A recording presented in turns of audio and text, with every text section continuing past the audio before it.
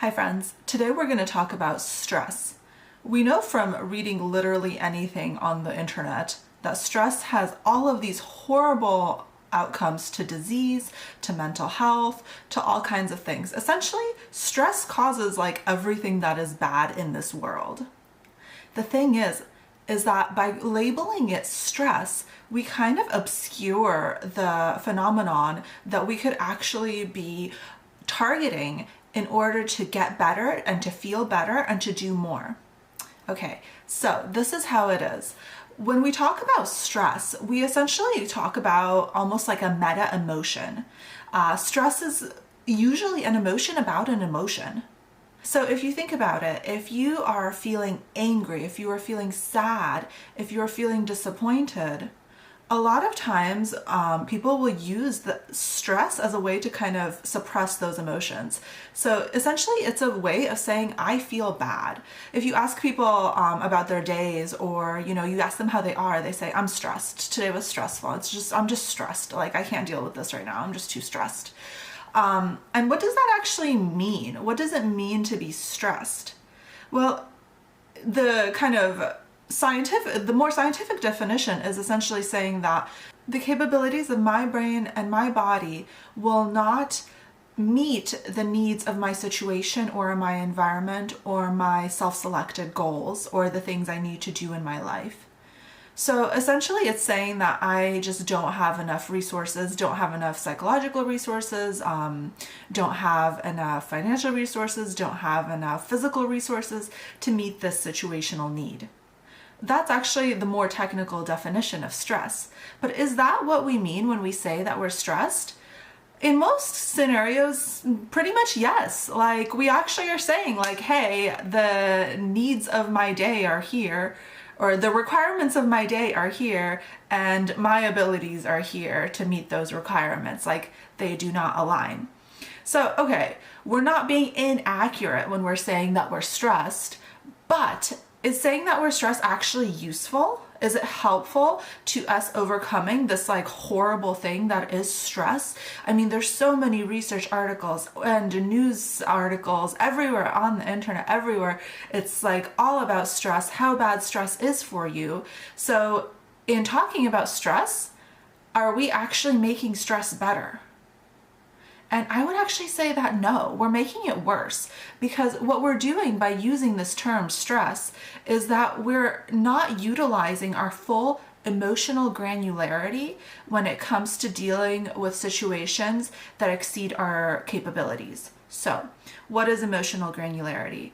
Emotional granularity is the ability to really pinpoint an emotion, to be more granular with emotions. So say, a lot of times children don't have great emotional granularity. So if you ask a child how they're feeling, oftentimes they'll say good, bad, happy, sad. Those are kind of their like repertoire of emotions. But when you ask an adult, a lot of times you can find people that have extreme emotional granularity. A lot of times poets have wonderful emotional granularity. They can say, I'm feeling melancholic, I'm feeling ecstatic, I'm feeling joyful, but also nostalgic. So kind of really pinpointing exactly what the feeling is emotional granularity. And the reason that emotional granularity is so useful is because it helps us strengthen something that's called thorough information processing. And thorough information processing is essentially our brain's ability to scan all the situations, available resources, and the pieces of data in order to act on the best decision in this situation. So if you think about it, we're all like taking in so many different variables in our days. We're taking, we have interoception, which is our perception of what's going on in our bodies. We have kind of all of those variables. Did I sleep last night? Am I tired? Did I eat? Am I angry from something yesterday? And then at the same time, we have environmental cues. Did that person look at me funny? Is that person smiling at me? Am I going to be late? Like, is it going to rain? So all of these variables are coming in at us, right? And thorough information processing is our ability to really take in the important variables and make the best decision possible to solve a certain situation, to react to a certain situation. So this coping strategy is A hallmark of being strong in thorough information processing is having a very flexible and adaptable coping strategy and being able to be very creative in the solutions that you might think of in helping you cope with a certain situation or a certain environmental factor.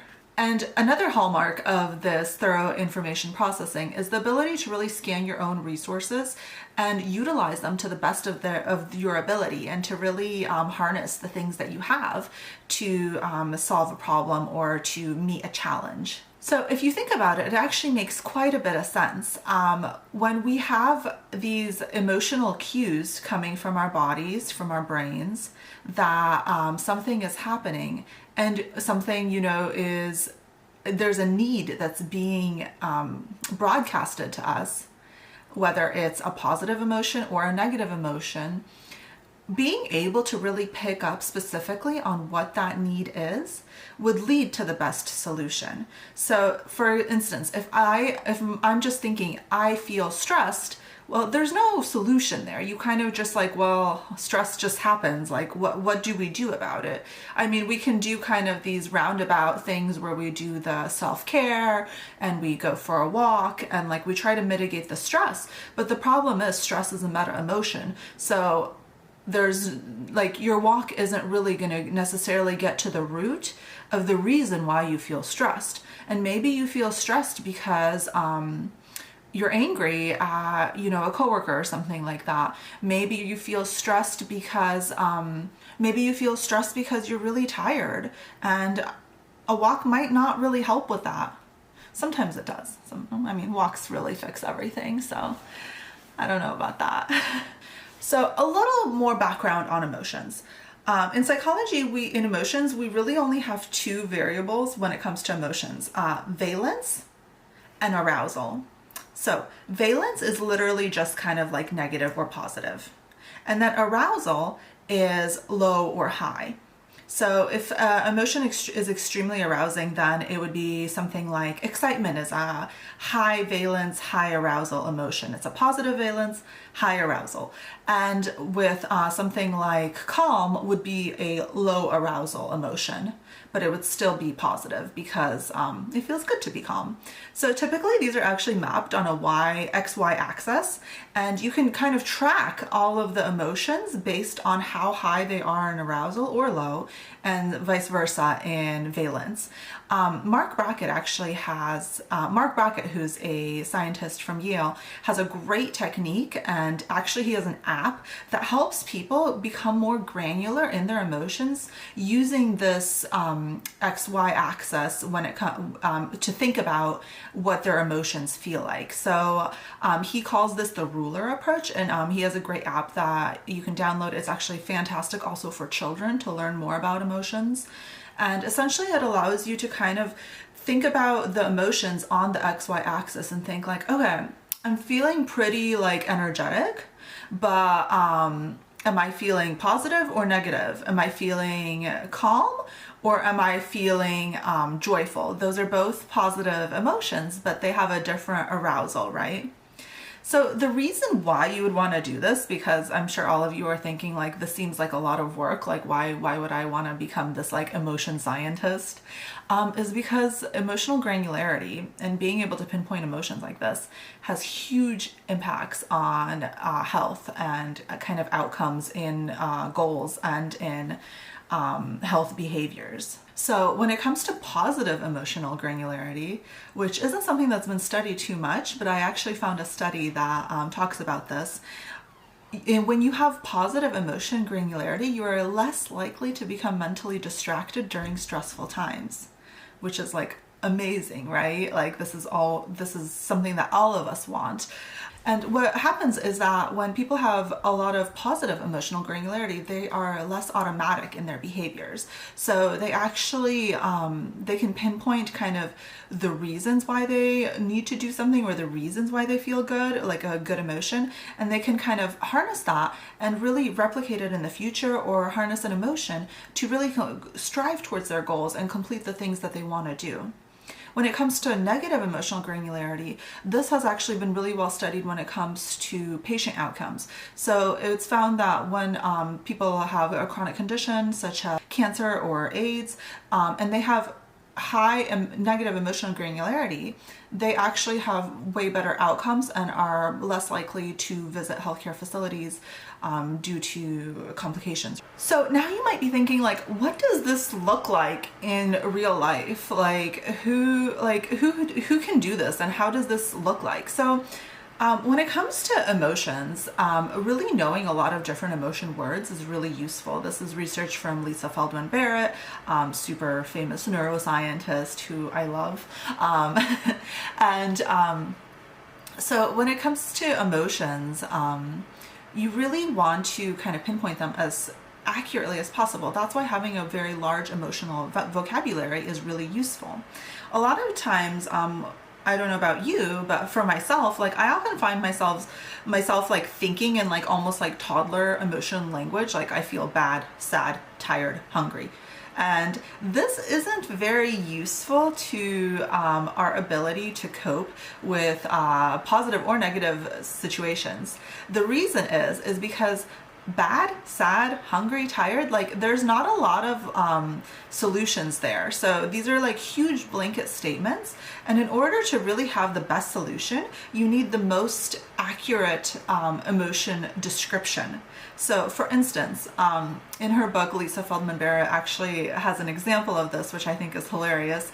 She says that essentially, if we were to have more words for certain emotions, we would be able to kind of talk about them more, and we would be able to solve those problems that those emotional words identify better. So she comes up with a kind of a fake emotion in her book. It's called chiplessness. And what she talks about is essentially kind of that feeling that you get when you're eating like a bag of chips, like a big bag of chips, and then you kind of get to the end and you reach your hand in and you find that there's like only crumbs in the bag, and you ate the whole bag, and it's like family-sized bag of chips. And so I'm sure all of us have kind of been in this situation. And if you think about it, it's like a mix of emotions. There's not just one emotion that kind of would elicit chiplessness, right? So it's kind of like sadness that the chips are gone, guilt that you ate so many chips, kind of foreboding of a potential tummy ache, and just like and also maybe like the serotonin hit of like ingesting a ton of carbs, and kind of that feeling of calm from that. So like it's actually quite a complex emotion, the chiplessness. And the thing is, if we feel that emotion, we can actually talk about this state more often, and actually maybe even it would help us avoid eating the whole bag of chips, because then we have the very accurate description of what that feels like and what chiplessness is, and then we can kind of start thinking about it in our brains and thinking of solutions to deal with this environmental kind of factor of chiplessness, right? Of the fact that, you know, this could occur. And so this kind of relates also to Lisa Feldman Barrett's work on how when a language has a particular word for an emotion, it makes it more easy to talk about that emotion in that language. I know if any of you speak a second language, a third language, or if English isn't your first language, you probably think of at least one word right now, like that English doesn't have. So I know there's like, I know that say in Portuguese, there is saudade. Sorry if I mispronounced that. And that's nostalgia for a person, place, or thing that is far away. Or in we know this one really well in Danish. There's the word for hygge. Comment below if I'm saying these right. And that's kind of that convivial feeling of coziness and just kind of positive emotion when it relates to being indoors and warm and with maybe family. I feel like the people that actually speak these languages might have a much better interpretation of what these words actually mean. So comment below if you speak a language that has a word for an emotion that English does not have, because learning these new words, even if we don't speak the language, can help us improve our emotional granularity. Because now I know that if I want to feel safe and cozy, then I can elicit hygge through, you know, kind of setting up like a really warm, cozy environment in my home, and that can kind of meet my need for that. So I hope that makes sense, and really kind of condensed version of this, if you're still kind of confused by this whole concept of emotional granularity, is that essentially you have a problem when, you know, you have a goal that you want to meet, or if you're having trouble coping with something in your life. This to your brain is a problem. And in order to really solve a problem in the most accurate way possible, you need the most accurate kind of measurements, right? So if you say are building a desk or something like that, and your measurements are completely sloppy, and you know, one of the legs you measured in centimeters, the other in inches, and it's like you kind of weren't very accurate in these measurements, then your desk is going to be weird and unstable. Like, it's probably going to be like the type of thing that I would build when I try to build something and it all falls apart. And yeah, anyways, I'm not allowed to build things anymore. But the thing is that the accuracy allows you to construct the optimal desk. And when it comes to your mind and your emotions, the accuracy also allows you to construct the optimal solution to yourself and to your situation and what your needs are. So try it out. Maybe you learn some new emotion words from different languages, or go and download Mark Brackett's Ruler app. I think that's a great way to get started, and it's free. And yeah, comment below with your emotion words. I'm excited to learn some new emotion constructs that I look forward to using in my everyday and mispronouncing them. But yeah, so if you like this video and you found it helpful, please subscribe below. And I really enjoy hearing from you guys, so feel free to message me with any questions, comments, etc. And I hope you guys have a fantastic new year filled with amazing goals and just all the happiness. And I will see you guys in 2021.